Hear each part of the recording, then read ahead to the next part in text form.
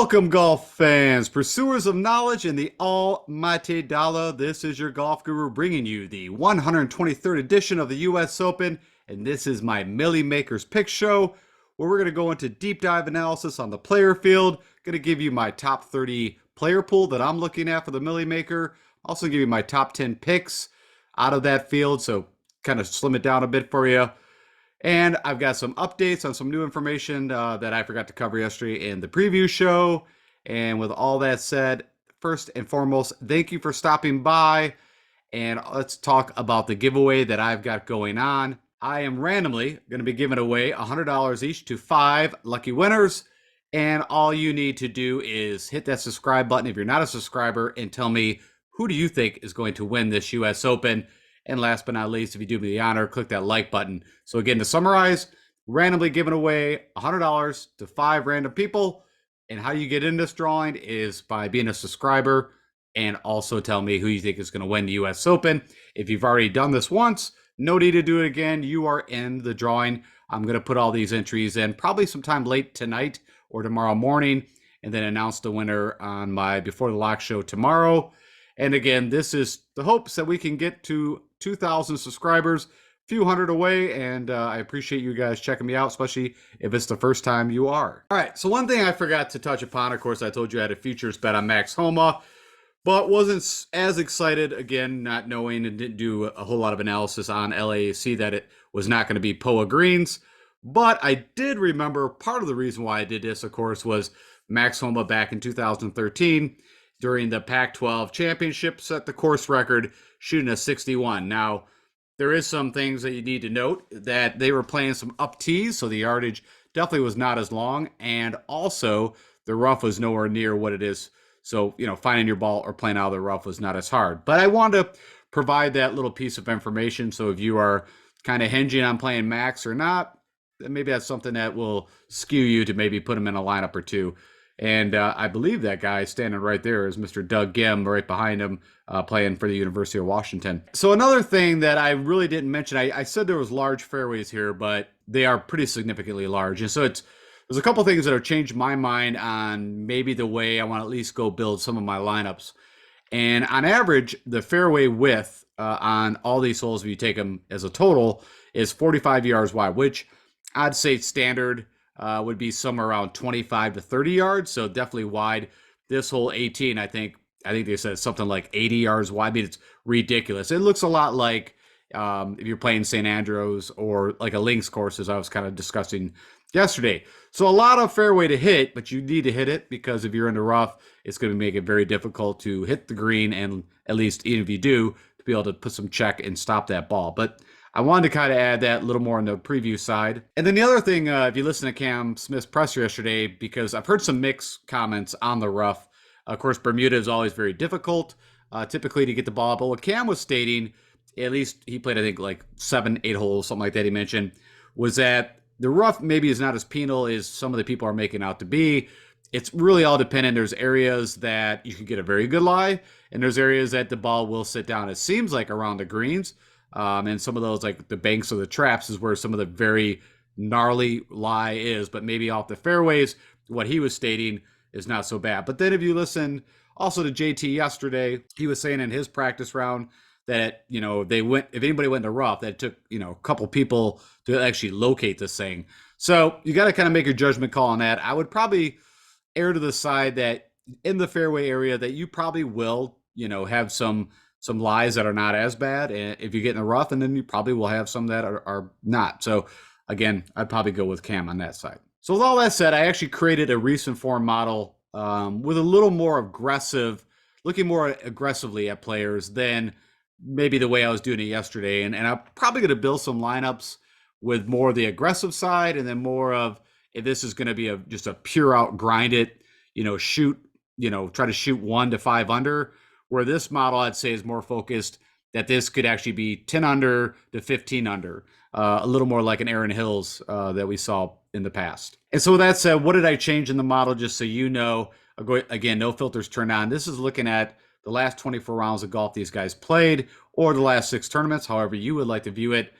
And what was different is I turned up approach. I took away fairways gained and I just really emphasized driving distance, put that at 20%, and kind of turned down the around the green and then added birdies at 10% and then birdie or better opportunities gained. So again, looking a little more focused on the scoring side. And when I did that, Wyndham Clark actually came up number one. Scotty Scheffler 2, John Rahm, Terrell Hatton, Rory McIlroy, Victor Hovland, Jordan Spieth, Patrick Cantlay, Justin Rose, Ricky Fowler, Tony Finau, Xander Schauffele, Fleetwood, Koepka, and Gary Woodland. Now, I will note that, of course, some of the live players that are in this event, we don't have too much recent data. So hypothetically, let's say like a Taylor Gooch, if he was in the field, which he's not, but he had a good run of golf there, winning back to back. And if he was playing on the PGA Tour, he probably would have popped into this. But like the Patrick Reeds, the Cam Smiths, DJ, Koepka pops in here because he had the Masters, which probably didn't pull the stroke gain data, but of course he just won the PGA, which would have vaulted him up into this kind of viewpoint. So I just want to call that out. If you've got certain guys on the Live Tour that you are looking at, and I do in my picks that we'll go through, you kind of got to make the judgment call of what you know of their game, maybe look a little bit, of course, on what they've been doing on the Live Tour, and then you can kind of decipher if you want to roster them or not in your lineups. And then one thing I wanted to call out here, you probably saw this little red area here. Is there anything I can find why I would not want to play Scotty Scheffler or John Rahm? Well, these are two areas that were highlighted here that I wanted to pull out. So over the last 6 tournaments these guys played, Scotty Scheffler and John Rahm have struggled out of the sand. And if you've seen anything on the preview show I had or anything you're watching on the Golf Channel, there is a ton of sand. It's going to be very deep sand, as in deep bunkers to get out of. So that could be one reason. And then, of course, if you've been watching golf a little bit, as of late, Scotty Scheffler has lost strokes, I believe, over his last 3 events with the putter, if not more. I mean, it's honestly amazing the finishes that he's had. Nothing worse in a top 12 this year, with really having a putter that has not been gaining at all. So, and we'll go over that in the player analysis a little more so you can see that. But I just wanted to call that out. Okay, and the last thing, I know this is a little early, but we got this from the PGA today, and I thought, hey, we could take a little bit outlook at the weather, what's going on over there. And I think the biggest thing I'm just going to call out of this, what I think is going to be unique, is they call this kind of the June gloom in California. And if you've ever been there, right, you get that marine layer, especially in San Francisco, I always think of. But even down in LA, that it provides, more clouds, more moisture. Again, I think the guys, as usual, in the morning tee times will have an advantage because the greens, even if they start to firm out more, which there is some wind and quite a bit of sun, but in the morning you're going to get that moisture. It's going to last a little longer in the morning. Definitely going to give you that advantage. So that's what I was going to call it. I mean, everything looks pretty stable. You can kind of see right here the wind speeds, wind gusts somewhere between 6 to 12, but nothing out of the ordinary. And again, you can mention, you can see some of that fog layer as they're calling out in the mornings and the evenings rolling in June. So I'll keep an eye on that. Of course, I'll go into more deep weather and pull up Wind Finder, and we'll go through all that on the Before the Lock show. Okay, with that said, let's go jump over to Fantasy National. Let's go into some deep dive analysis. And then I'll, of course, give you the 30 guys that I'm kind of looking at from a player pool.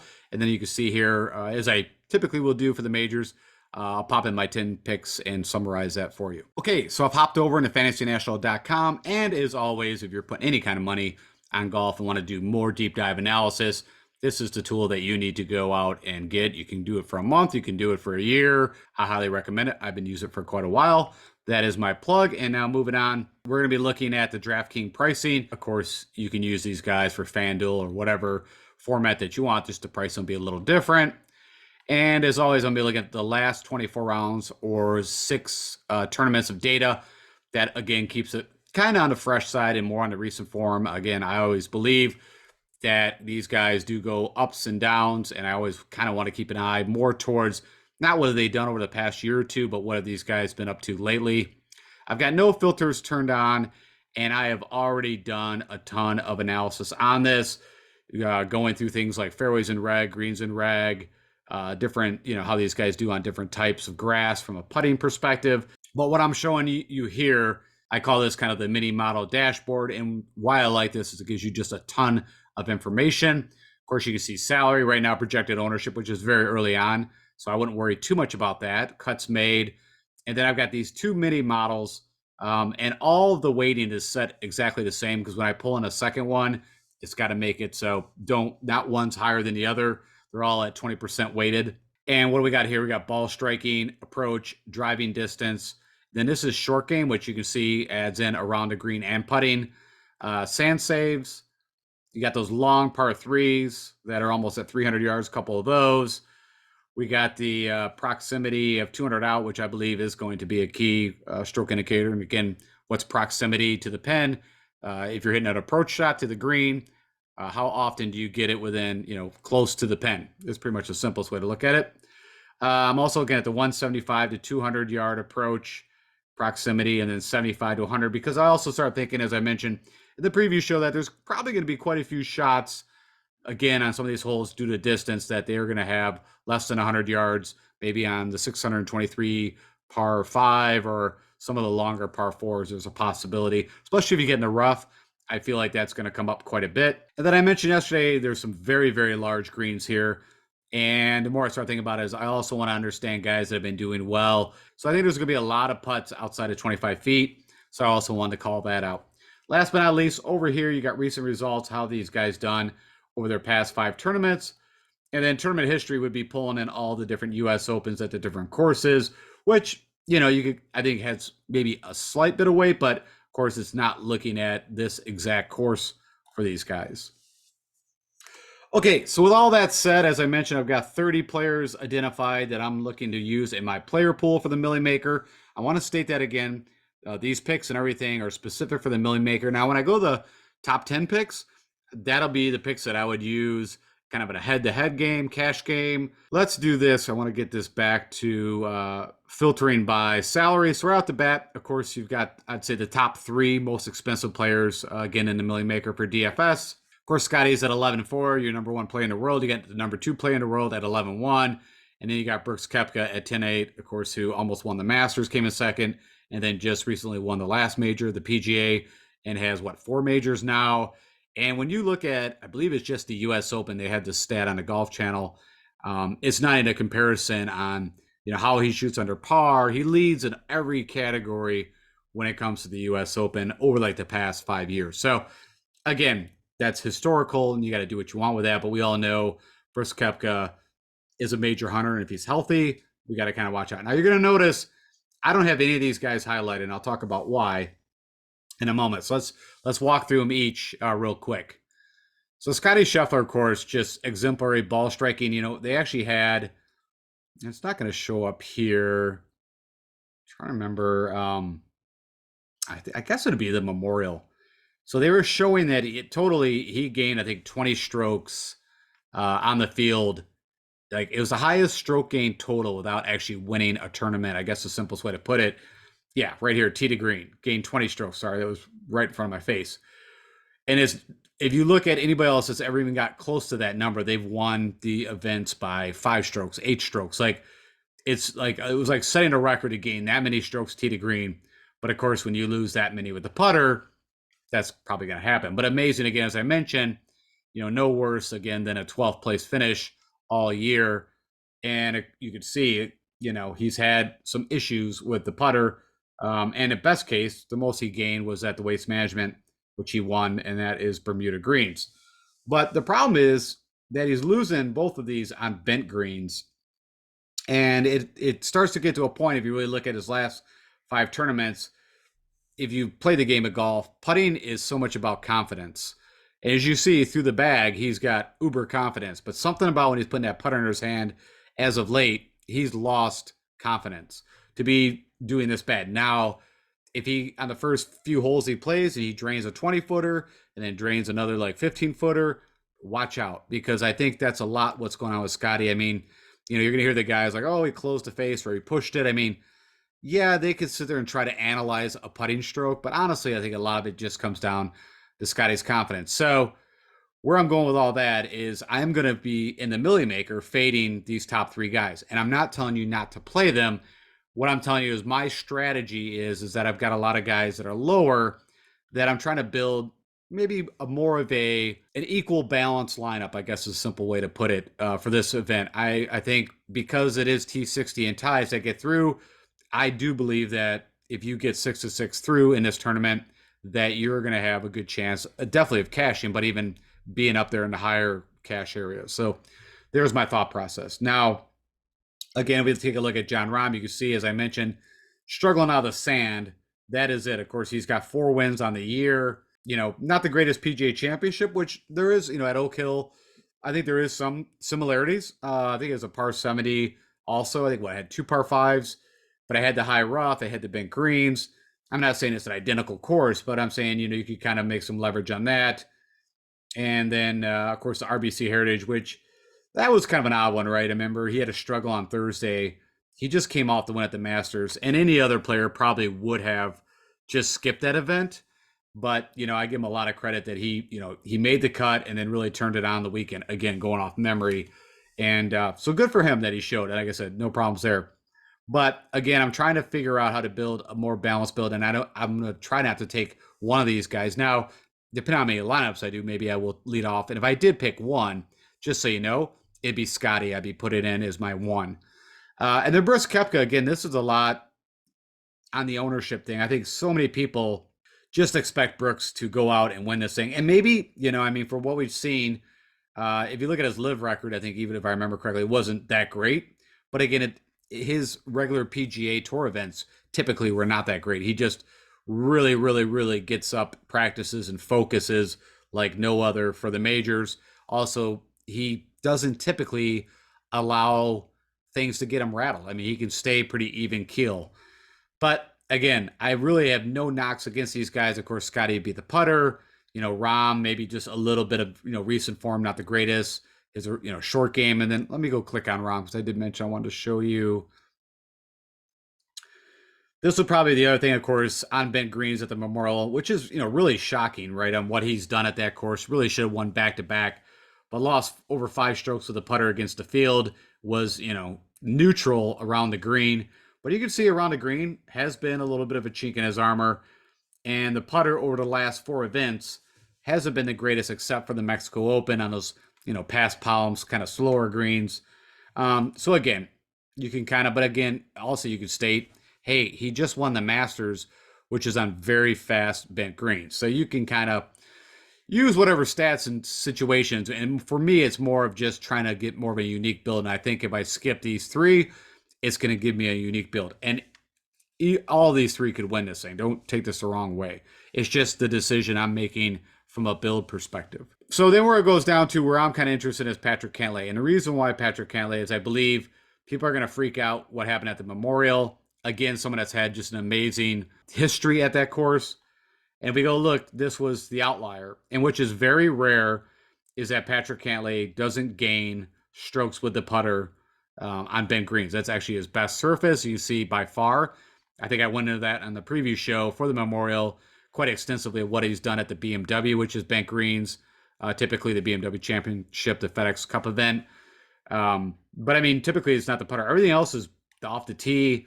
He led the PGA Tour of gaining strokes on par 5s, as in making the most birdies on them. His irons, except for one time at the Wells Fargo, is off. Other than that, they've been, amazing. And typically, when he's on these kind of bent greens, he scores. And also, of course, being a local not Cal, but what is it, UCLA, I think he played at.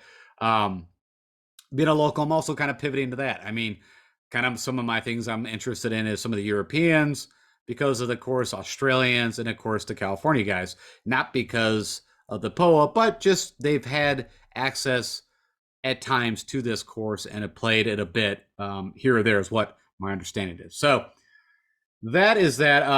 But funny enough, if you look at Patrick Cantlay's kind of history, I probably should have showed you for that. So you look at Scheffler at the U.S. Open. He's had 2 made cuts, 2 missed cuts. Best showing was last year at T2. And then, of course, Jon Rahm. He won at Torrey Pines. So I don't know why this is not showing that U.S. Open win. And then, of course, Koepka winning back-to-back at Erin Hills and then Shinnecock. He really likes New York. As I've kind of stated, pretty much if a major ever shows up in New York, definitely roster Mr. Koepka. And not saying that he can't do it here by any stretch. But just side note, I think, 3 out of his 4 majors he won in New York. All right, moving along. Of course, Victor Hovland. And also some of the guys, and you got to do this too. I mean, you got to go with your guys that you like, and that's a little bit of this is going on here. I'll be dead honest with you. I mean, I'm a fan of Victor Hovland. Of course, he's had pretty good showings at the U.S. Open, and of course, just coming off that win at the Memorial. Honestly, why the main decision why I'm going with Victor? Of course, he's I think one of the best ball strikers on tour, but you can see his best surface is bent, and he's actually doing something that Victor typically doesn't do and gaining quite a bit of strokes with the putter. Now you could say, well, that's going to regress to the mean, but I feel more that again on a confidence front. Give me a guy that's making. I always rather than take a guy that's lost 5-6 strokes in a row. Now, yeah, he had a bad showing at the RBC Heritage. That can happen, and it could happen here at the LACC. But I like that all three of these events were bent greens. Let me just confirm of the PGA. Yep, Oak Hill was bent. Oops, sorry about that. Let's go back to that real quick. The Charles Schwab is bent greens, and of course the Memorial at Jack's Place at Murfield Village is bent. So he's running good on bent greens. So with that said, that's also part of the reasoning why I like Victor Hovland. Rory, like I said, I passed on him at the RBC Canadian. Of course, he's missed some big cuts this year with the Players and also the Masters. See, pretty, okay. And you can really look at this two different ways. So what's been really hurting Rory is the wedges, the scoring irons, also driving accuracy, which you can see, maybe it was never that great. That's over like a 12-year period right there, that number. The irons haven't been that great. I talked about the wedges. Now, the funny thing is, if you were keeping an eye on the RBC Canadian, I believe Rory over the first 3 days was gaining like 7 strokes with the putter. Like he was just on fire. And then it totally cooled off on Sunday. And I kind of feel like that was the same thing that happened in the Memorial. Of course, he had a bad Sunday for him with leading that tournament going into Sunday. So, anyways, with that said, I don't. If you want to get different, honestly, I think tomorrow we'll find out a little more. But I have a feeling a lot of people might be, kind of fading Rory, so it might be actually a good kind of contrarian play. And that's something else that we have to decide is really until I see ownership projections, will it kind of maybe help me make some decisions again when you're doing the Milli-Maker, right, you have to have a pretty unique lineup if you're going to actually land that $1 million. Just like if you ever play football, it's always the third wide receiver for whatever receipt, it goes off for, 40 points out of nowhere, scores 3 touchdowns. It's kind of pretty similar on the golf front. It's a unique lineup and also, is finding that value below, just like I stated. Okay. The next guy we'll look at, of course, is Xander. And you'll notice this is why. So I've got 2 guys in the 10 and 3 in the 9,000, hence why I'd be kind of skipping the 11,000, 10,000 range. But I just like some of these guys so much down here that the way I want to build is, again, more of a balanced lineup. So Xander, of course, has, I talked about this in the previous show, maybe has one of the better U.S. Open records out there without actually having a major win. So that's the first thing. Of course, he's been in pretty good form. Kind of fought the driver early on this year, but he got that figured out. Let's go dive into Xander real quick here. On average, usually a very good putter, especially outside that 25 feet. I always feel good. He's also been gaining with the putter. Again, all these are bent surfaces, and everything is green. I mean, around the green, which I've always felt like if you see here over his career, typically he's very, I'd say good, not very good, but good around the greens. So that's kind of unique. I'm not worried about that. And the irons weren't excellent at the Memorial, but you can also see those can get dialed up to gain 7 strokes. So I like Xander. He'll probably be, I don't know, pretty chalky, I would guess, when it's all said and done. But it's a guy that I think over and over is going to get you for that price tag, a top 5 finish with the possibility of finally maybe landing a major would be great. And then Max Homa, not too far off fitting that bill, right? I mean, Max, I think he's won more, I don't want to, how do you put this? On tougher venues, like at the Riviera, the Genesis, or Wells Fargo a couple times on 2 different venues.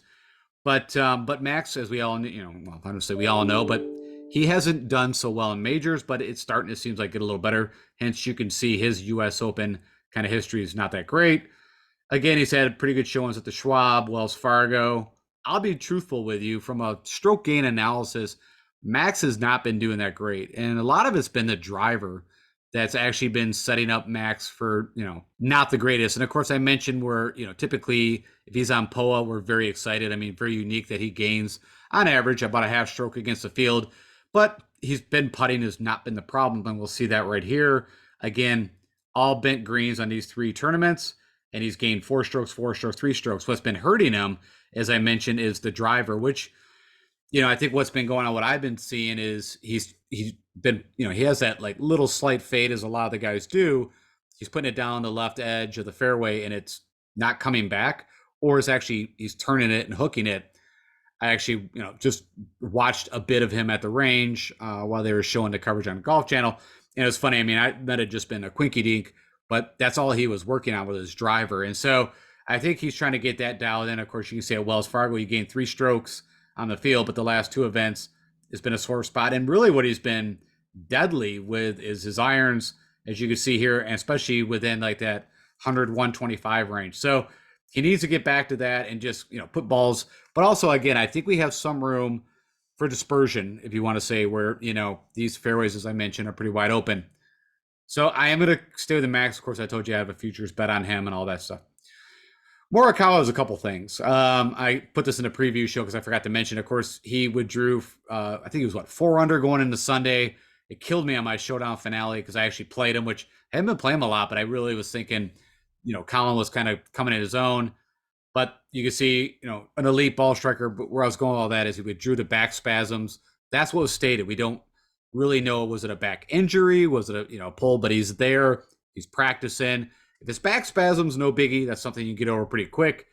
And I'm not stating that that's a reason why not to play him. I mean, it definitely doesn't help. But you kind of see over the last 5 events, a WD, a miscut, and then, best, around top 25, top 30s.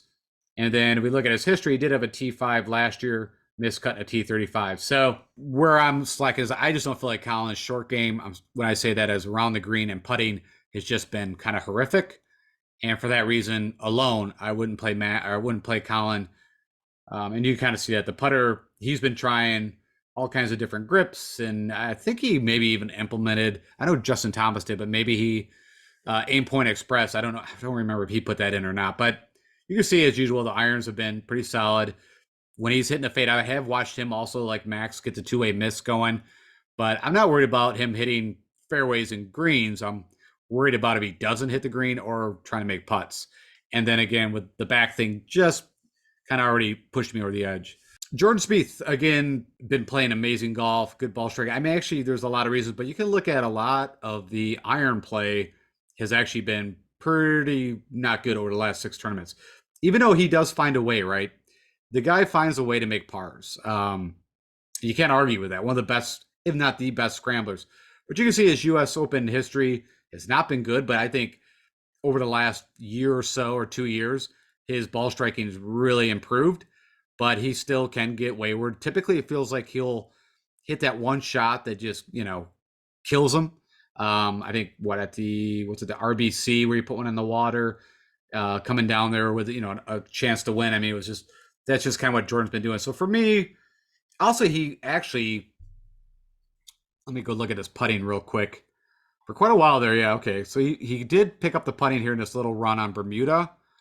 And then over this last 4 tournaments on bent, not that it's been bad, but it hasn't been that good. I mean, funny enough, I actually kind of felt like he was putting better than even that. But I don't know. I mean, again, kind of with the Cam Smith thing, you could make an argument that, Jordan, there's some very similarities of those guys. But yeah, I'm going to pass on that one. And then Fitzy, just for me, of course, he's your winner at Brookline last year. Not too bad of a U.S. Open history. But he's had the short of it, right? He had that neck injury. And he talked about this in his press yesterday. And I forgot which tournament it was. Maybe it was the Memorial. He had one really bad round, or the PGA. What happened was that, I don't want to call it neck. He said it's actually in the middle of his upper back, I guess between his shoulder plates. He had another, issue that fired up, and that's why he played through it, but it was definitely affecting him. So it's kind of hard to put a finger, but I just feel like Fitzy's been so kind of up and down with his game, even through the 4 days. Like he shows where, like RBC Heritage, I was like, holy cow, here's Fitzy that we knew. And he just played amazing. The irons were firing. And then, of course, miscut at the PGA, not that great at the Wells Fargo. The RBC Canadian, not that great. And again, I don't know if he's just, fighting through still maybe an injury, but he did state that in his presser. He just said that's what happened. Again, I believe maybe it was the RBC Canadian or the Memorial. He had that, one bad round. Okay, with Cam Smith, you really can't get into the models on this because, again, as I mentioned, he's live. Of course, we don't really have a lot of data in the Masters, but you got to remember that guy really had no practice, no golf coming into the Masters, and got a T34. I mean, that's pretty amazing, I think. And then had a good showing at the PGA. But I've already mentioned the problem with Cam is he can get away with the driver, but again, he's got room to kind of miss it. And also, he's one that, with the short game can definitely do what he does. I think one of the better players from iron in is Cam Smith. So that's that. And I can't really go into him and drill down because there's nothing, we don't have the live data. Everything else will be kind of older. Troll Hatton, again, I mean, the guy's just been playing amazing. Now, it's all about, I've always said this with Terrell Hatton, it's a perfect example. It's RBC Canadian, right? He shot what? Even 8 under, even 8 under. And I feel a lot of that is what happens early on in his round kind of sets the tone for what you're going to get. Not that he snapping clubs or whatever, but you see it. I mean, he is very verbal, very passionate. And sometimes I think that can affect. But you can see, I mean, the guy's just been in fuego. The putter has been really strong. And then if you look at on the bent greens, 7, 5, 4. I mean, that's great. Off the tee has been good. And really has been gaining, quite a bit with the irons, except for the Memorial. So, yep, I like T-Hat. All right, so some of these other guys I'm going to move a little quicker, but you can still see the information on them.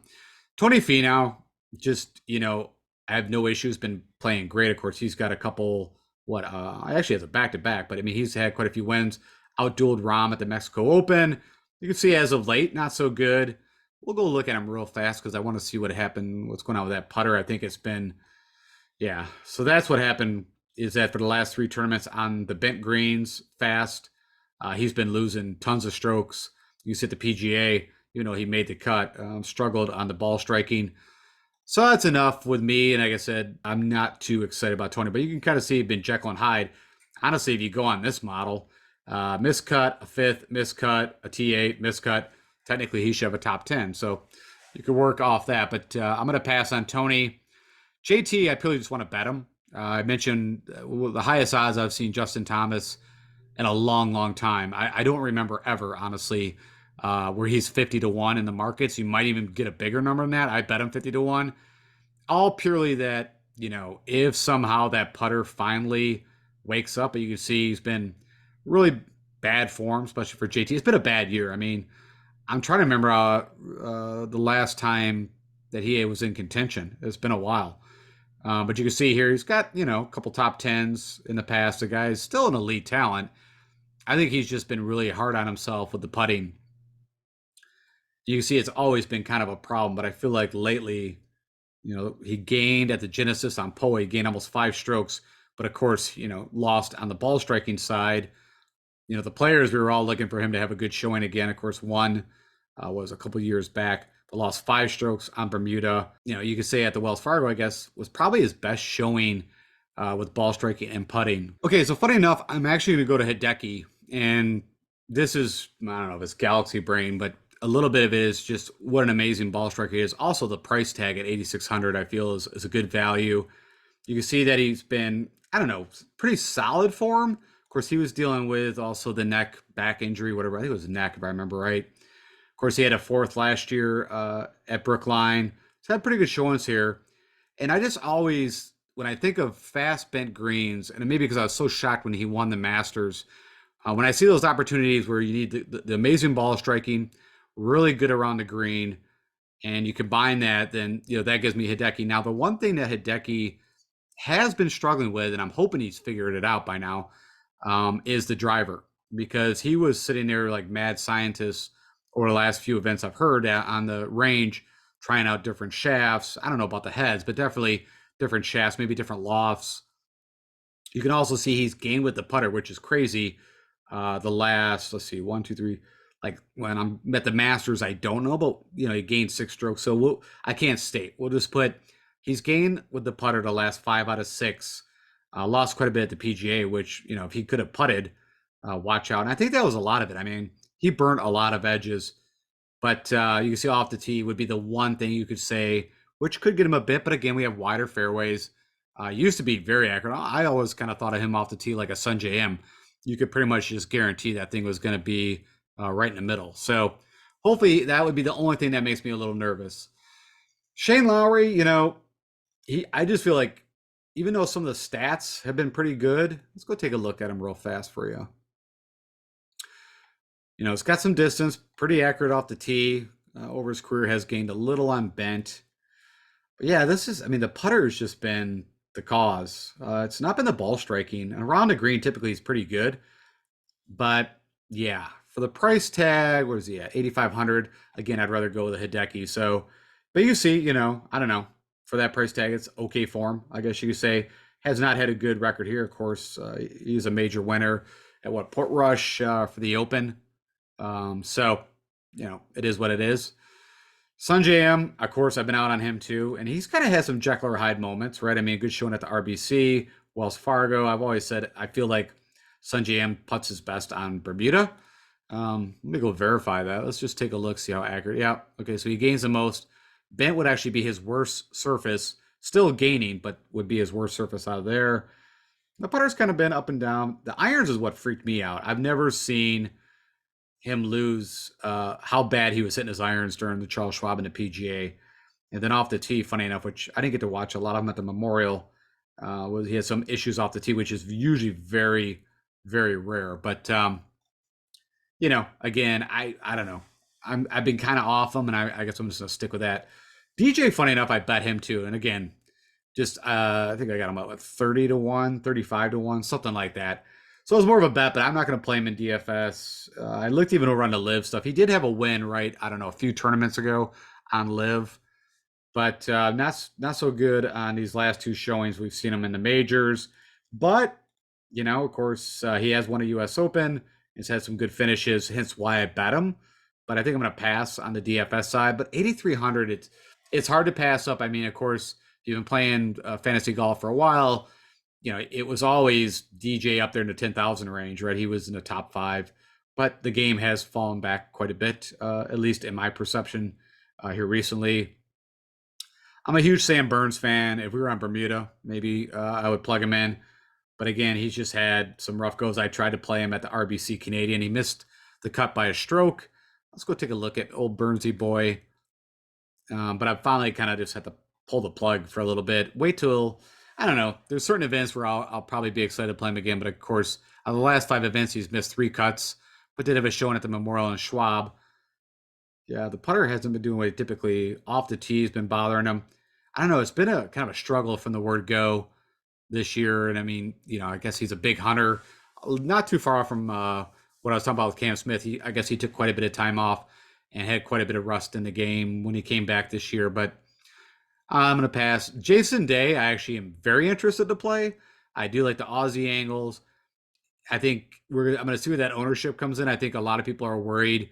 We've heard about the vertigo popping back up, which he's had that in the past. Had actually WD before, and then I think there was even some back discussions, right? I mean, so the short of it was that he won the AT&T Byron Nelson, which was awesome. Good for him. I mean, that's just a pure shootout. But then the PGA, from my understanding, he didn't play one practice round, one hole. And again, that tells me back, but maybe it was the vertigo. And then, of course, miscut at the Memorial. So it's really kind of difficult to plug him in. If it was in the 7,000 price range, maybe. But it will be interesting to see where he's at, and maybe I put him and plug him in a couple lineups. Now, Cam Young, funny enough, I am pretty interested in playing Joaquin Niemann, and where I'm going with that is I feel like Cam Young or Joaquin Niemann have kind of a similar game set. But I've been, trying to play Cam Young at times in showdowns, and it's just been horrific. Even at the T-ball, yes, he's got the length, but that's been sporadic. His irons are off. The putter's been brutal. But for $8,000, it's kind of hard to not want, where this course kind of demands that distance. And where I'm going with this is, Joaquin Niemann, of course, and Cam Young just lit up Riviera, which is also in California, pretty tough track, but it has been a bad run. I mean, you can see all 50s, a couple of miscuts, and this has been what's really been, he's been getting super frustrated with the putter. The irons have not been that hot either. And typically his one main weapon is the driver. But again, I mean, a leap of faith, right? I mean, maybe I plug in just a crazy, contrarian Jason Day, Cameron Young kind of, build and see what happens. You never know. I mean, these guys, as they've stated and I state, they are just a hair away from being back to excellence. I mean, they're not that far, and Justin Thomas has talked about that. But a trend is a trend, and the same with JT. Like after a while, you kind of now have gotten to that point where you're like, okay, I have to see some positives. I can't just be like, well, yeah, a year and a half, 2 years ago, you did this, that, or this, or that doesn't typically work. So Tommy Fleetwood, of course, he'll probably be a little chalky. You can see some of these longer approaches are not doing so well. But I mean, of course, he had the chance to win the RBC. He has had a couple, runner up. What that had been Shinnecock, I believe, and then that's what Aaron Hills. A couple missed cuts, of course, also done well at the Open. Was, as I mentioned, the Port Rush runner up. It was at 2019. It's that long ago when Lowry won that. But yeah, 7,900. Give me some Tommy. Of course, he just went ballistic with the putter at RBC Canadian, gaining over 9 strokes. Now, I was stating these were bent greens, and these guys, like so the PGA, the Schwab, they were fast. Wells Fargo, that is actually what, Bermuda, yeah. But where I was going with that is the greens at RBC, they were stating were running probably around 10, 10 and a half, like pretty slow. I guess they were stating there was quite a bit of slope in those, and if they upped them as an instant meter to make them faster, that then getting the ball to stay could be a problem. So, side note in the brain, if you can remember that one, that Tommy likes maybe a little slower greens, because let's just see, that's the most strokes he's ever gained with the putter. Yep. In his career, the most strokes he's ever gained, at least in the States, because I don't have the European data, was at the RBC Canadian. The next would have been, funny enough, the RBC Heritage, where he struggled with the driver but gained 8 strokes. So that's also a little side note. Corey Connors actually, again, this I have interest because I mean the guy is going to hit a ton of fairways, hopefully a ton of greens, and we always say, oh, it's the putter, right? The putter is the problem. But let's go take a look here. He's been gaining quite a bit with the putter over the last, I don't know, before these two events, the Memorial and the Canadian. But you can see the putter has snuck up and caused a problem. Typically, the irons are not an issue at all with him that he had with the Memorial. So, again, Corey kind of fell back on Sunday at the RBC Canadian. So, I don't know. Right now, I'm on him. He's not making my player pool. Tommy Kim, I think he's hurt. I don't know why he's still playing. This is my own opinion. But that wrist must be causing some issues. Of course, the putter, we learned that Tom Kim is actually not that good of a putter. At least that's what's been shown over, I don't know, what the last majority of his events, except for his wins, like the Wyndham, he gained 12 on Bermuda, Shriners on Bermuda. So maybe we get him on I think a score, I've stated this. You give me an area on Bermuda, like a score fest, like where Shriners comes up or something like that again, where he's won, I'll play him. But right now, I'm still trying to figure out Tom Kim. I looked at Tom Kim as almost like a Sungjae Im. The guy hits, not super long, but he hits a ton of fairways, really good with the irons, and he was an aggressive putter, I thought. But the more and more I look at it, man, it's pretty ridiculous what's going on with the putter. So we got to see. I think we all in the golf community thought we knew what Tom Kim was. I think that's still kind of being flushed out. And again, it could be the wrist injury, but the putter has definitely been a problem. JR has been playing really good golf. I'm going to go back to him for 7,700. I'll take that, of course. He won at what, Marin? Yeah, 2013. Yeah, Marion. So has won in the past, and that's not the reason why I'm playing him. I'm playing in more recent form. He's also had some good finishes. He also, let me go check the stats. I know he did a lot with the putter at RBC, or yeah, the Canadian. Yeah, gained 4 strokes. Off the tee, he doesn't hit it that long, but usually pretty accurate. The irons have been en fuego. He also chipped in a bit there, but really good around the green. I mean, he's got everything I want. Doesn't have the distance, but hits a lot of fairways, as you see, over 60%. So, yep, give me some JR. Joaquin Niemann is probably the wild card, and DeChambeau. So 2 live guys that I'm going to go with. Joaquin Niemann, I've always been a fan of his game. I was super bummed when he went over to live, but it is what it is. Of course, a lot of his friends were over there, and also the money. But of course, what we do have the past course, what he did at the FedEx, and then he had a good show at the Masters, missed a cut at Oak Hill at the PGA. Okay record, I guess, but for 7,700, I'm actually more interested in playing him, as you see, than Cameron Young, even though I don't get to watch it. I did look at his live record. It looked fine. The putter is typically what, is going to cause Joaquin. Even his short game is not, but he's got elite distance. He's a really good ball striker. I mean, you can see here the putter. And it was kind of funny. I mean, his first win on tour, which probably a lot of people don't know this, was at Greenbrier, the military tribute, which that was. And then, of course, his second was the Genesis. That's his only 2 wins on tour. But, I mean, he's handled, the big boy courses. And this is a very strategic kind of plotter course. Again, that was back in 2019. It's like a Charles Schwab at Colonial, very tight. So, funny enough, he does also, the Sony would fit into that. RBC Heritage. So what I'm saying is he can keep it in track and play more of a strategic course, which this could turn a little bit into, but he fits the kind of the bomber narrative. And then Bryson DeChambeau, really, to be honest, kind of shocked me what he did at the PGA, but from what I was listening is that he's finally healthy and back. Like the hand was causing still issues. Of course, he was talking about kind of the changing of his body. He's still poking the ball out there quite a long ways and pretty accurate. And I just, for 7,600, also probably not a bad bet. I didn't really look at his odds. I think he was like, at one time, I know, for the Masters or the PGA, he was still like, around 100 to 1. So I haven't looked at it recently, but I'm sure it's quite a bit lower after his showing at the PGA Championship. Let's go take a look what he did there. So yeah, gained, led the field off the tee, good on approach. And I do remember, because I think I played him a little bit in Showdown, that he had a lot of opportunities to make more than that, still gain 2 strokes. And then this is probably the one thing, I mean, the knock that I would say why you don't want to play DeChambeau is because of his goofy kind of iron setup, right? He plays, a 5-iron shaft in all of his clubs. I believe he still does that. That trying to get out of sand bunkers around the green, I don't understand why he thinks that's a good idea still. So that's the one knock, is probably what he will do out of the sand. So if he's hitting a lot of, gaining a lot of distance on the fairways, hitting a lot of greens, then hopefully it's not an issue.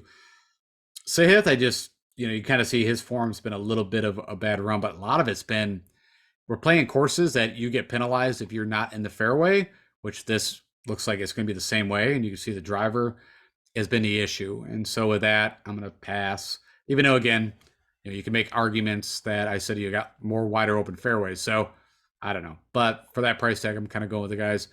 I like Keegan. So now we're going to kind of move through this quite a bit quicker. Keegan Bradley's been good form. I kind of look at him as more of a condom play. He's also kind of turned a new road with the putter. So again, on bent grass, he's gained, not the RBC, but he gained 5 strokes at the Memorial. He gained there. So the putter was typically his issue, right? And I kind of feel like he's got confidence in it. And the ball striking is not a problem. He doesn't hit it as far as he used to. Comparative, I should say, to the other guys. But I'm all good with his ball striking. And the putter's been, firing, kind of blah finishes. But for 7,600, I'm interested. Wyndham Clark, right? Of course, this season has been quite a season for Wyndham Clark. I think it's been amazing what he's been doing. He had that whole mental kind of coaching that seems like it's really changed his outlook on things that, we'll see. But of course, he came out, won the Wells Fargo, and then everybody, I think, played him at the PGA. For whatever reason, I think I did pass on him there. And then he came out, had a good Memorial.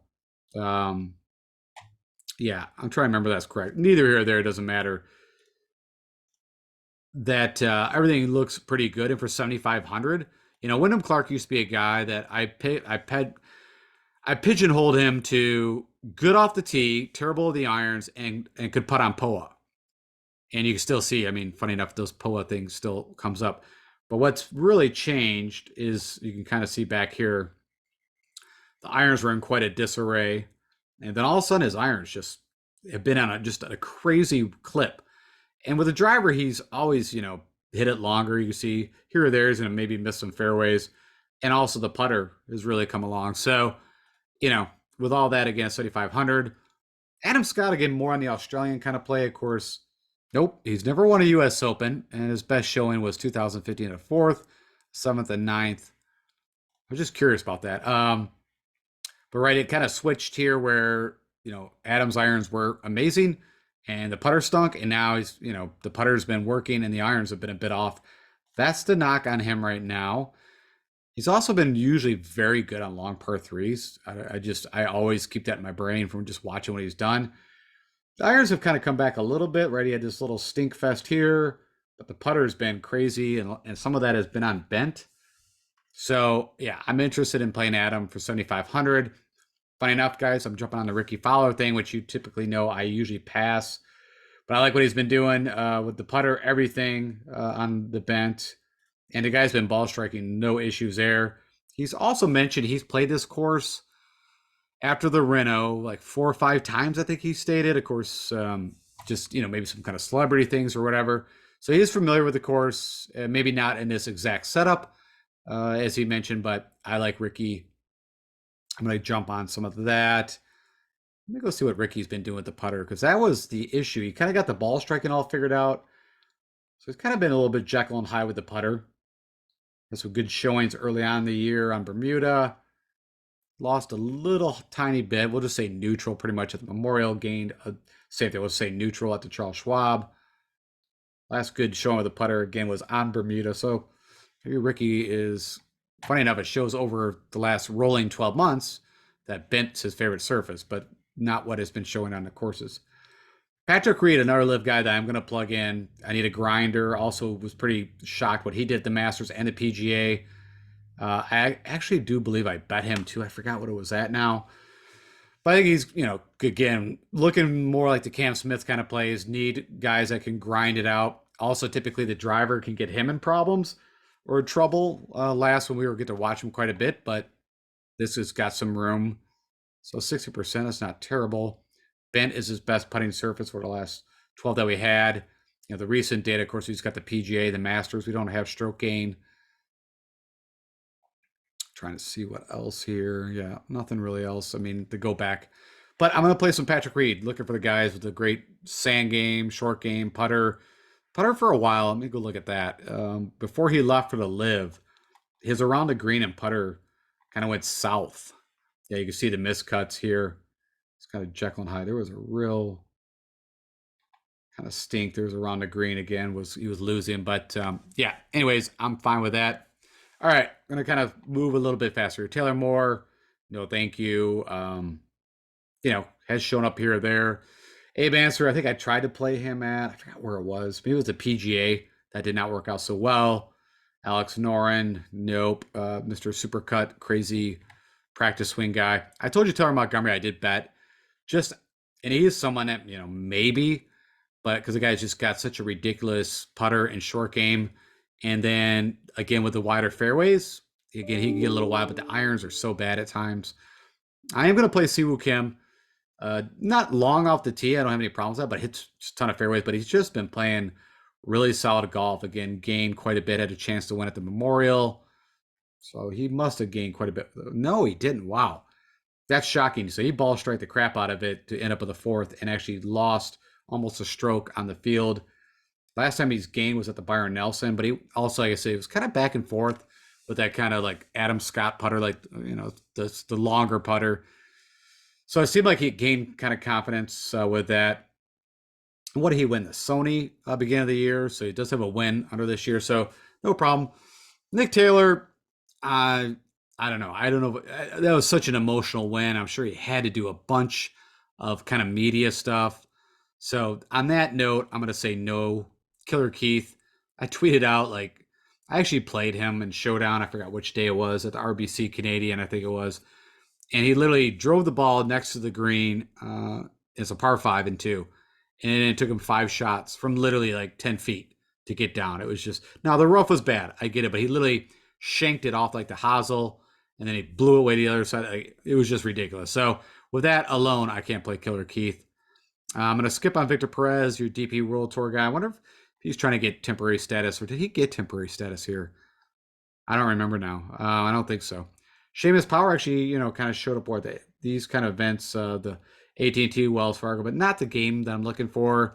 I don't know. Again, I kind of just think of him for some odd reason on shorter Bermuda courses. I like him. I'm actually going to go to Gary Woodland. He's been just ridiculous with the ball striking, and he actually, let's go take a look at that putter. That's his nemesis. Actually gained a little bit on bent greens at the Memorial, which has got me excited. Also gained at the RBC, but man, he had a rough go of it at those past Palm Greens and the Wells Fargo and the PGA. He lost a little bit again on the bent, but 7,200 for what he's doing. Yeah, I'm going to get on some of that. Also, of course, he is a past champion at Pebble Beach, which I would not compare these courses together at all. Cam Davis, I told you, was one of the first. I mean, between Cam Smith and Cam Davis were the first guys. I always tell you who I kind of thought of when I first got to take a look at this course at a brief state. Of course, he's an Australian, and he's been very Jekyll and Hyde with what he's been doing this year. But I mean, to show up on what he did at the PGA Championship at Oak Hill, also had a good showing at RBC, which, funny enough, he plays that course pretty well. He has pretty good, but he does gain on bent typically. Again, the putter can be kind of his nemesis. And funny enough, I always feel like he's been a really good iron player, but that's been kind of off and on. But, you can see that when the irons click, watch out, he's going to get a top 10. So this is, kind of a Jekyll Hyde, but I feel like he's going to be pretty comfortable on this course and can take advantage of what he does ball striking. Denny McCarthy, I told you guys I bet. And, for whatever reason, funny enough, I really didn't even think about really put him in my player pool. Maybe I will, to be honest. I bet him 150 to 1. He's played this course I mentioned 5 or 6 times. Feels very comfortable. Of course, gain a crap load at the Memorial with the putter. You can go look at that real quick, but of course, that's typically what he does. But he's also been ball striking a little better. I mean, the irons have been better. He's never really going to gain typically off the tee because he doesn't hit it as long, but he hits typically a lot of fairways at 60%. So no problem with Denny. I told you I bet him, and I probably will sprinkle him in. Mito Pereira, just everything I know about Mito's game, even though, again, I looked, and I think I tried him. I don't know if it was the PGA. I played him, so I'm going to play him again. We don't have, well, we can go look, I guess, the PGA. What do they got here? I got the PGA data for you. So just ridiculous ball striking. The putter cost him. And of course, Reddy had the chance to win the PGA the prior at Southern Hills, but number 18 got in the way. Hoagie, I'm almost putting him in the Tom Kim kind of bucket. I'm going to wait till Tom Hoagie has kind of a shootout where he can really use those irons and don't need the driver and hope that putter flips. But it's been not the greatest run lately for Tom Hoagie. I'm actually going to go to Harris English. It's kind of had these pop-up kind of, showings. Let's go take a look here. I think he had an issue with the putter at the Memorial. No, it wasn't there. It was actually the PGA Championship. Typically, he's a good putter. I mean, the ball striking is typically there. I mean, the best he had was at Wells Fargo where he went off. The driver has been a little wayward, but again, has a little room. I don't know. I just kind of like him at that price tag. Also, I'll see what his ownership is. I'm hoping it's going to be low. And then Ryan Fox did not tell you guys this yesterday, well, because I bet him today, but he was not on my betting card. But I did bet Ryan Fox. I believe I got him on points bet at almost 200 to 1. Maybe it was 175. Don't bet him on Draftkings because he's at like 130 or something like that. But if you're going to bet him, go over to points bet. And maybe there's even a better number, but I got him at like 175 to 1. And why I like him is this guy's got a very unique kind of set of, got the length. He's, decent with the irons. I really like his short game, and I really like his putter. Now you can see what's been kind of his problem in the past is he can get wayward, but again, we have some room. But you can see what's been going on with the putter with him is he's been gaining quite a few strikes, especially on bent. The irons have been doing well, and I think, one of his assets is his driver. So yeah, it's kind of interesting. So I'm going to play him in DFS. I'm also, like I said, I bet him. And what's he done? Not a good history at this event, but with these wider fairways, maybe it works out for him. Also, like I said, I feel it's kind of linksy, and of course, he played forever. He's one that's got temporary status as we speak on the PGA. All right, here we go. We're going to move through Chris Kirk. Nope. I put you on smaller plotter courses. Okay, and then moving to Justin Suh. I forgot to mention he is a California kid. He played at USC. Of course, kind of came out with Hovland and Wolf and Morikawa. Kind of got lost in that, and then has recently started playing some really good golf. We can see the finishes are starting to get better. And I kind of like his short game. He's also got a little distance, but the putter has been ridiculous with this guy. But we really need the other things. But he has kind of had some firing and some showing. So I don't have a real issue with him, but just again, another local that I did not bring in. So I'm Straka at one point. I was thinking about playing him. I still might put him in some lineups. I don't know. It seems like in tough tracks, he does well. Russ Henley, my boy, again, I kind of put him in the Tom Kim, Chris Kirk bucket. Give me Bermuda. Give me, shorter tracks where you need to be very pinpoint. I'll play some Russ, but not here. Billy Ho, nope. Sorry, Billy, you shouldn't have messed with your swing. Aaron Wise, kind of same thing. It's just had the mental break, but it's been because somewhat sideways, either physically or mentally with this guy. Because he's always been one of the better ball strikers on tour, and it's just been brutal. So I hope he gets his game back. Of course, my buddy Grillo, we hit him at the Charles Schwab, and I'm gonna go back to him. I mean, the guy's been gaining with the putter. I think every event but what the most recent one. Yeah, so he lost a little bit the Memorial, but he has been doing pretty well. And then of course Wells Fargo, just a hair. But I mean, if he just gains 2 or 3 strokes and he does what he should do with the irons, watch out. So I'm going to stick with Grillo at 7K. Probably has not had the greatest finishes. Nope. I think Sergio Garcia, funny enough, I mean, he's not even been playing that well at the Live, but Sergio actually kind of funny makes sense at this course. I mean, he still had pretty good distance, good with the long irons, good out of sand. I mean, it's the putter, but he's not been playing that well. But I think it could be also a kind of a sneaky contrarian play.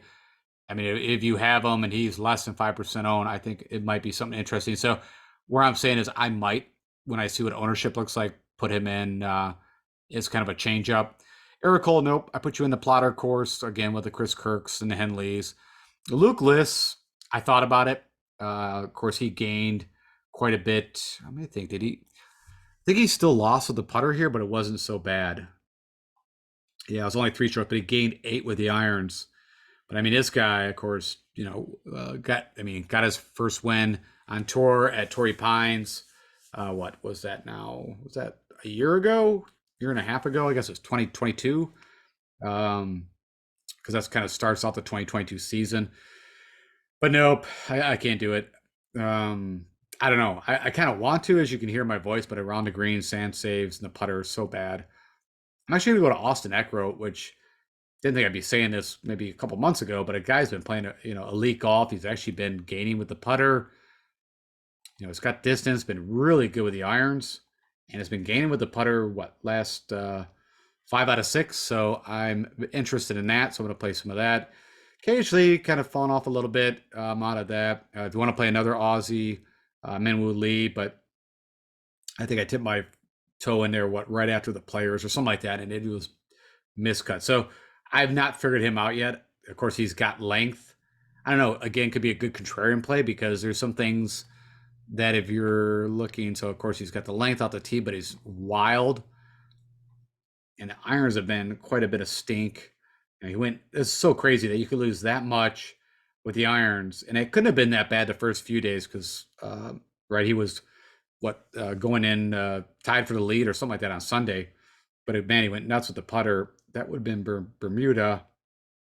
I don't know. I guess I have not figured out what kind of courses I want to play Minwoo Lee yet. I don't have him figured out on that side. So I'm going to pass on that. Vincent Norman's got some elite distance, but that's a little bit maybe it. Phil Mickelson, I just can't play the guy. It's just purely one of those things. I just can't do it. Now, you could make arguments on why to play Phil. You got more room to drive it, so that gives Phil some more room. What he did the Masters, especially on Sunday, was unreal. Like, he has these moments that you're like, holy cow. And then, of course, he won the PGA Championship in 2021 on Kiowa at the Ocean Club, which I think has some similarities to this. But I can't do it. I just personally can't do it. But I don't think it's a terrible play. I'll just say that, especially if ownership's less than 2% at that price tag. I don't know. Maybe I will put him in one lineup, but I don't know. It's hard. The Michael Kim experience, I told you.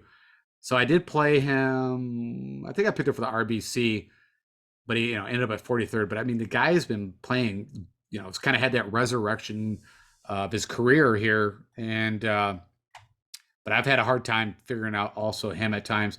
I think literally after the Wells Fargo, I jumped on. I was like, he should do great at the AT&T Byron Nelson, and the guy just blew up, missed a cut. So that kind of threw me into a bit of a tither.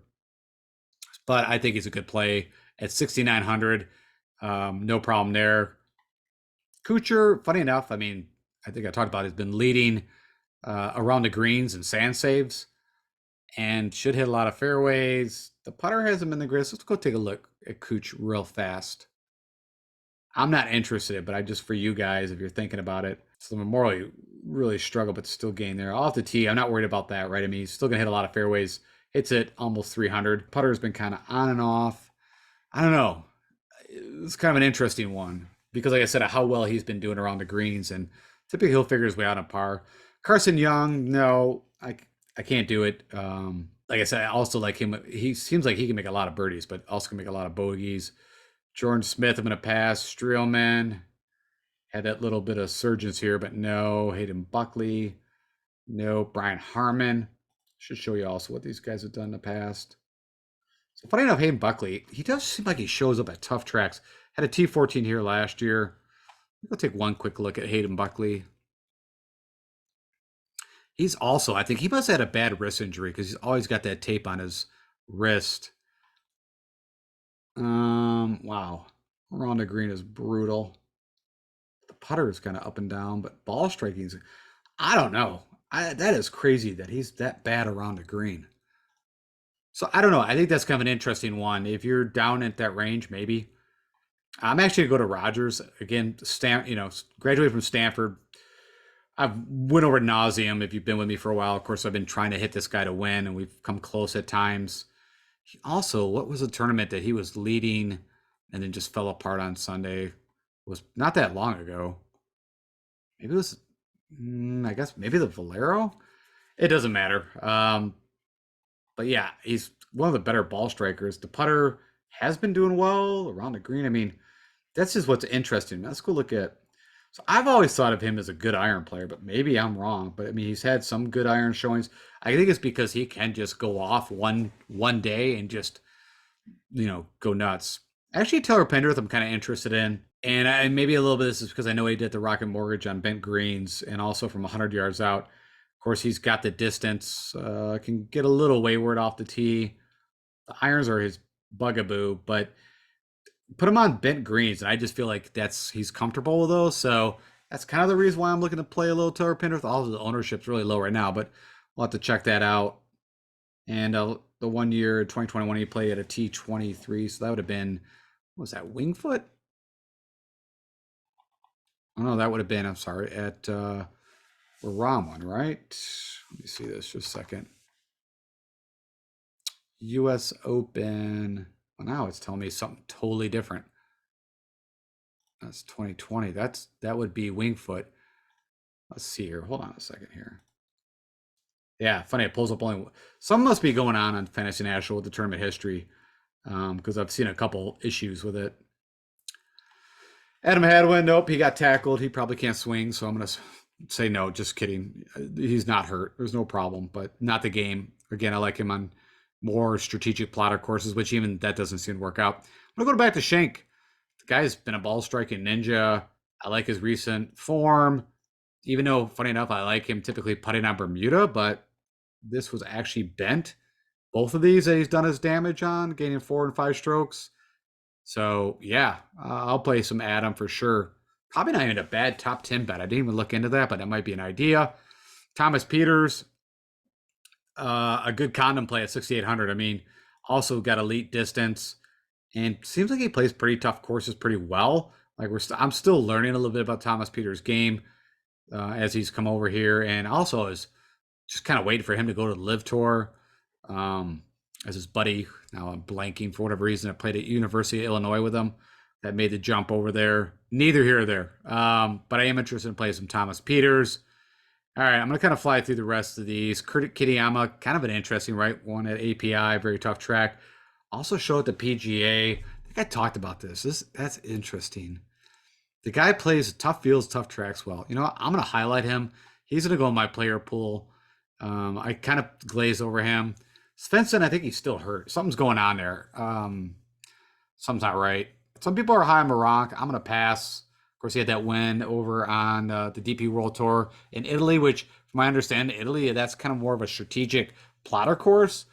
But the guy does have elite, typically distance. Well, at least I thought he did, but it's not showing up here. Let me go look at this real quick. Yeah, 308. I don't know. I thought he hit the ball for a net off the tee. Nick Harney, great ball striker. That's usually about it, right? Of course, he won whatever the Zurich team event, but typically pretty bad around the greens and putting. JT posted, no, I need you, I think, on a shorter track.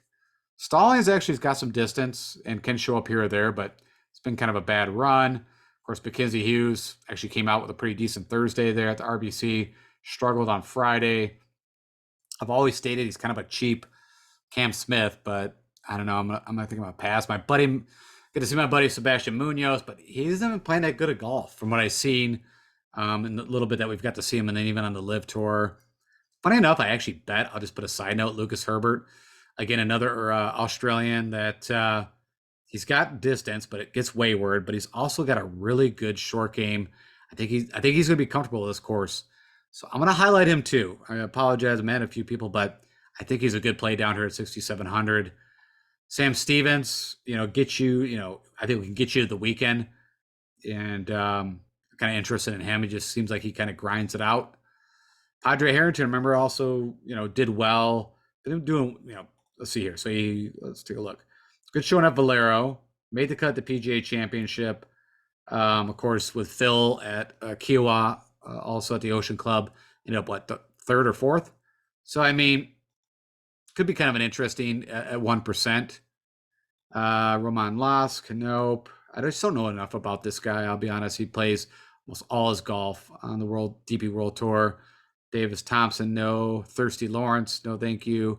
Carlos Ortiz, actually, how he got in, if you watch any of the section qualifiers, went to a playoff, and then quite a few holes in the playoff to qualify for the U.S. Open. So good for him. Pablo Larzabal, another European player, no. Ryan Gerard also qualified to U.S. sectionals, no, thank you. Martin Keimer, past champion. I don't think it's going to show up here, but 2014 at Pinehurst, which that's where they're going to next year for the U.S. Open.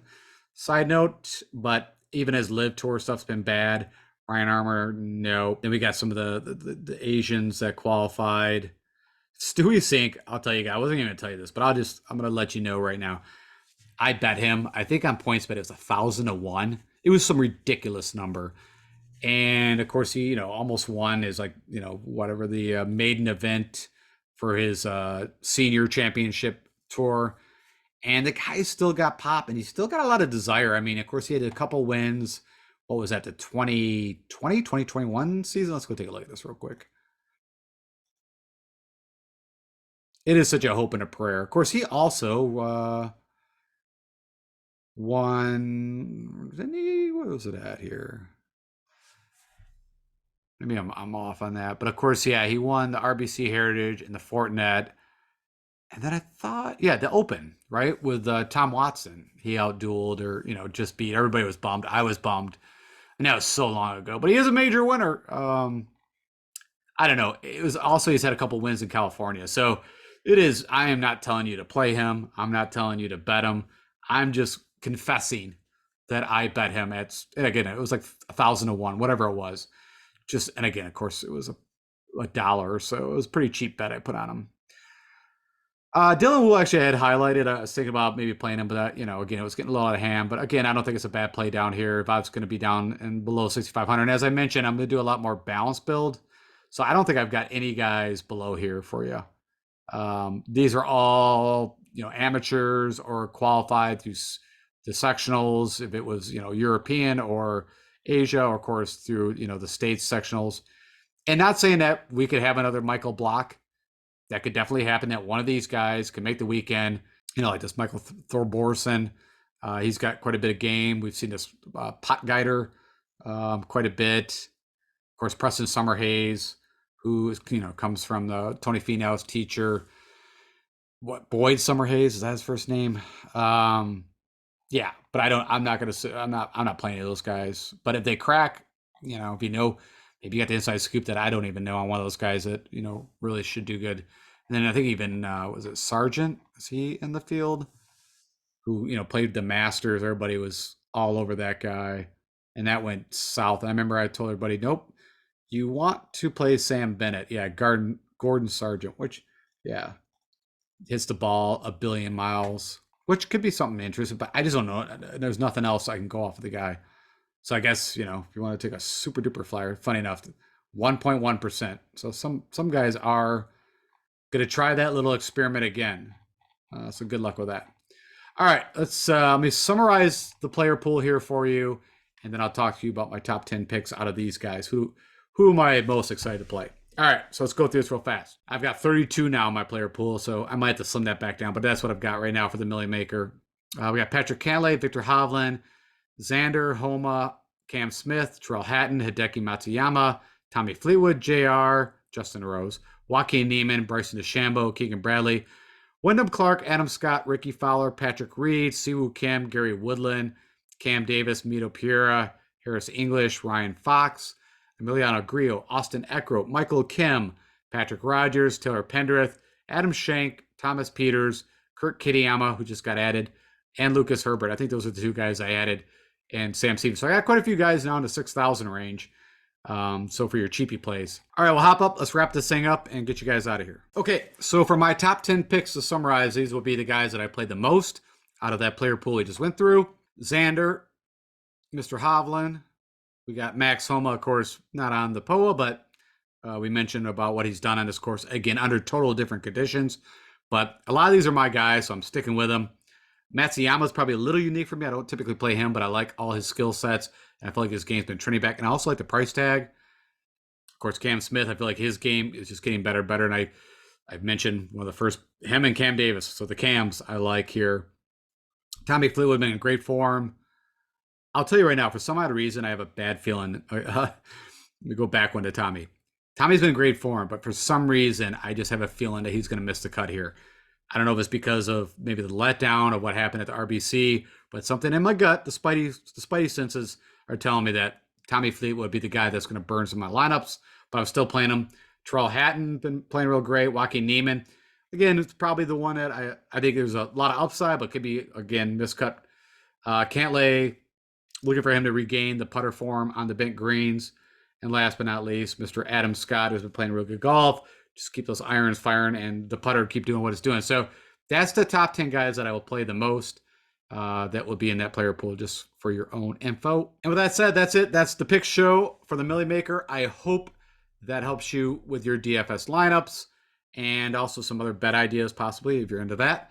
And as I mentioned, I have the giveaway going on. I will try to get, for sure, we'll be announcing winners tomorrow. But I'm going to try to give to probably tomorrow morning. So if you're watching this right now and it's not past Wednesday morning, you could still get in. Just hit that subscribe button. If you're not a subscriber, tell me, who do you think is going to win the U.S. Open? Like this and share with somebody else if you so desire. And last but not least, follow me on Twitter for all the updated information that's coming in from the PGA or anything I see that's kind of funny. I will tweet out. Hey, best of luck to us. I will talk to you guys tomorrow to go over ownership projections, weather, of course, anything I see in pressers or anything else that comes to fruition that you should know, I will share with you. All right, guys, talk to you tomorrow.